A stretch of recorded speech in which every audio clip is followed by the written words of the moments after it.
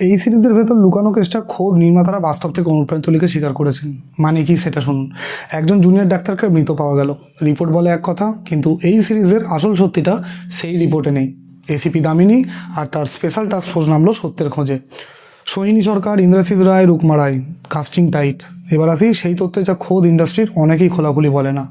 সিরিজটা বাস্তব ও কাল্পনিক ঘটনা থেকে অনুপ্রাণিত, মানে আসল কেসের আবেগকে হুক বানিয়ে গল্পটা ফিকশন দিয়ে সাজানো হয়েছে।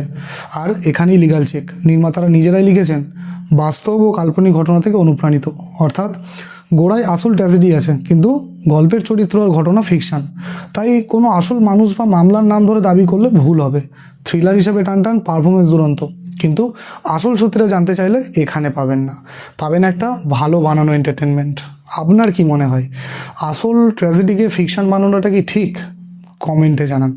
আর এরকম আরও ভালো ভালো রিভিউ পেতে সাবস্ক্রাইব করতে ভুলবেন না দ্য শান্তনু রিভিউকে।